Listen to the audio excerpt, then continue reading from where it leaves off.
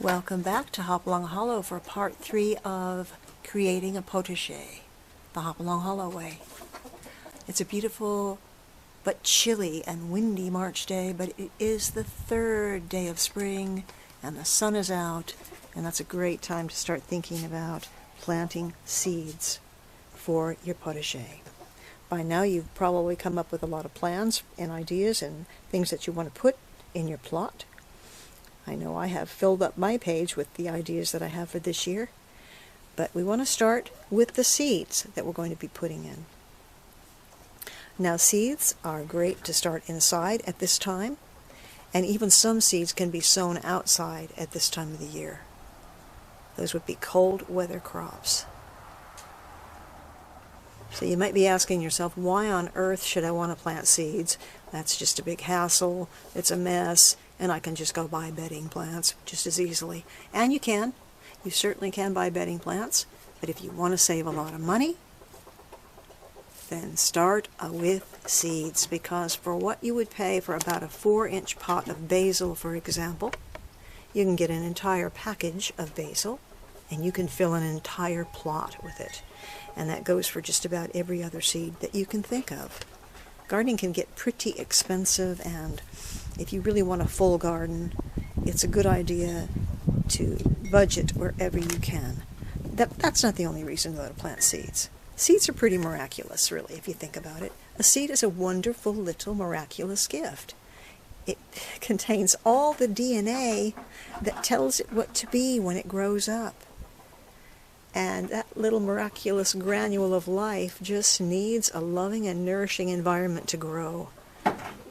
And that's what you're going to give it. Just think about it.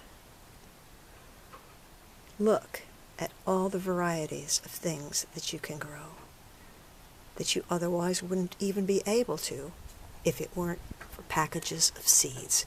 Now, your eyes can be bigger than your stomach when it comes to planting seeds. As you can see, I've got probably more here than I need. I've got seeds I've collected last year, and I've probably got 50 packets of seeds here from things I bought this year. But I'm going to be very careful in my planting. I want to plant things together that are going to be beautiful and complementary and just add a lot to this Hopalong Hollowscaping garden. And we're going to start out with herbs, most likely, that we're going to go and put those in the pots, the tubs where the tulips are growing right now. So let's walk on over there. Now we're back in the section of the potager where the tubs are. The tubs that were filled with bulbs. The bulbs are now blooming, as you can see, but when those blooms are gone, we're going to be able to use these tubs for the herbs, the vegetables, and all sorts of other things. So this is where you want to start planting. When the bulbs have bloomed and you take off their blooms, you're going to have to let that foliage turn yellow, because that's where the nourishment for the bulb is going to come from. But in the meantime, you can plant things in there as seed. Now, a lot of these things are going to grow best directly sowed into the garden, such as lettuces. I'm going to make this into a lettuce tub with spinaches, arugula, lettuces, and violas for beauty. I'm going to put parsley in here, because can you imagine that dark green parsley mixed with nasturtiums, which are completely edible. The nasturtiums are a pale yellow and a burgundy color, and they have those beautiful round leaves that look a little bit like lily pads. Over here I'm going to put kale. I'm not sure what I'm going to put with the kale, but I'm going to try something interesting here.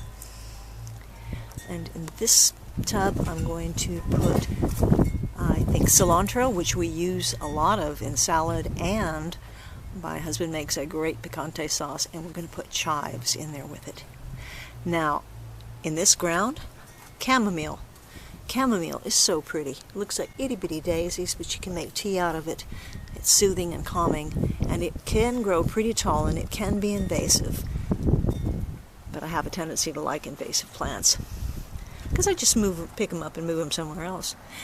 This is going to be hyssop, a wonderful biblical plant, mentioned many times in the Bible, but I love it. It smells like anise.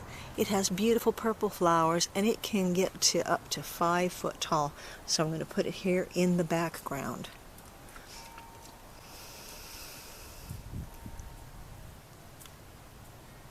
And then I still have all this space that I can fill.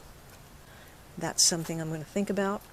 But just remember, if you have a long strip like this, there's an awful lot you can do with it. Now you have to think about the soil too, and if you put the compost in, you've got some pretty good soil, but some of your herbs are going to be Mediterranean herbs, and in that case you're going to want to mix some of this soil with grit. That would be something like sage and rosemary. They like a more of a not so rich soil, but we'll get to that at some point. And in this beautiful trough here, when these are all gone, I'm going to plant creeping thyme. Since we're out here in the potager, I have to show you these beautiful tulips that are coming up. Now, tulips are the only thing my mother ever planted. I didn't come from a gardening family at all. My mother hated to garden. She only planted tulips because my father was of Dutch heritage, and she was just doing it for him. But they were very pretty. But she was in charge of the Victory Garden in her family when she was a young woman, well, probably more like a teenager. And I think that cured her of gardening forever. Here we've got a tulip coming up. Hey, you're way ahead of everybody else. Slow down, buddy. Starting your garden plants from seed can be a really rewarding experience. Not to mention the fact that it's a lot cheaper to do it that way. But you have to start with just a few things. It's really not a complicated process at all. Seeds, those miraculous little seeds, of course. And you need containers. You can purchase containers. You can use containers right out of your kitchen cupboard, such as styrofoam cups or plastic cups, or even eggshells that have been broken in half can contain the soil to plant a seed in. You can buy these little pellets, peat pellets, which I really, really love to use. These are just little peat compartments, about 72 compartments in there, and in sort of a little compact greenhouse here. These little greenhouses come in all sizes, so you can start your garden in your kitchen window, if you so desire. These were the only ones that were somewhat expensive, and that's because these open up, and they're called deep rooters, and they're for sweet peas. Then you need a nice seed starting mix, which is something really lightweight. You can make your own. 1/3 perlite, 1/3 peat moss, and 1/3 vermiculite, and you can have a really nice lightweight seed starting mix. You don't want to use potting soil because it's just a little bit too heavy for the tiny seeds that you may be putting in. Now, I just really love clay pots because really they're just more my style, and the problem with them is they do not maintain good moisture. So you don't want to start your seeds in those clay pots, but eventually you might be able to move your little plastic replanted seedlings into these pots, just for aesthetics. Although they'll still be sitting in plastic pots, you can set the plastic pots inside the clay before you put them in the garden. So you've got your seeds, you've got your containers, you've got your seed starting mix, and you've got your water. So let's get started. We're going to start out with these peat pellets because they're just so easy to use. They're very convenient. They're just compressed peat with a little round lightweight netting around them.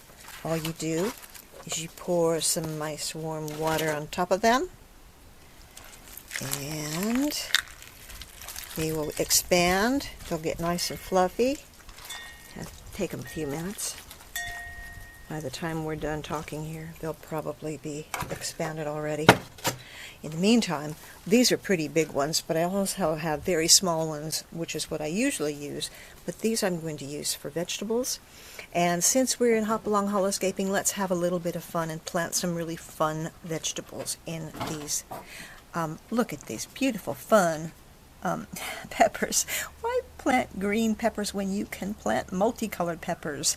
I've got seeds coming for different colored carrots and different colored tomatoes, and they just come in all shapes and sizes, and I just think that's really fun to plant things like that, even though I do like the old heirlooms too, such as this nice beefsteak tomato, and this is going to be a Brandywine yellow tomato.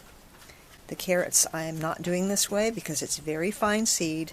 Something else you can plant at this time of year are onions, which you can plant like this, or you can plant these onion sets. Another thing that you can plant at this time of year are roots. And I really have good luck with roots. And if I have good luck with roots, then I think you can do a good job with them too. These are hollyhock roots. The directions are on the back. You're just going to get a nice little 1-year root. It'll tell you how to plant it.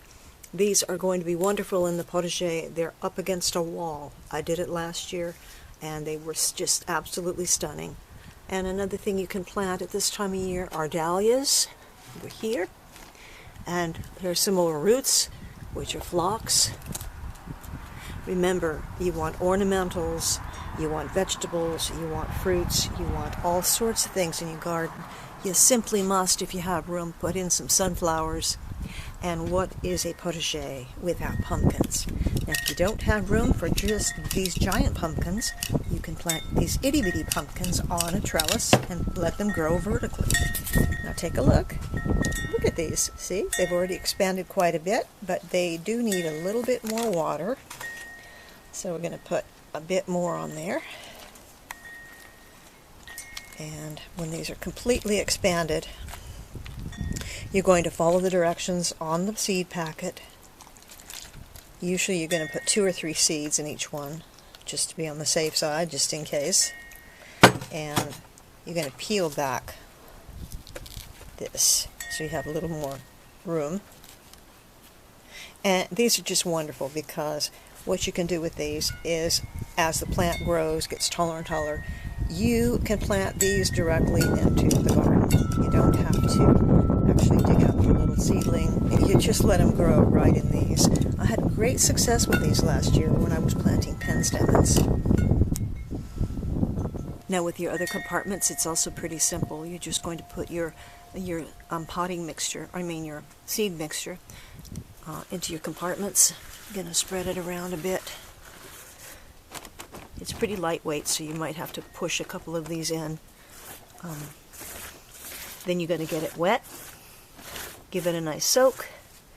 You're going to poke a little hole in each one and plant again according to the seed packet. Some seeds are so tiny they don't need to be covered.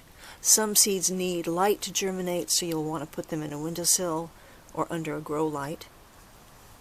And some seeds actually germinate in the dark. I've got some delphiniums right now in my refrigerator for 2 weeks because they need a period of cold for them to germinate.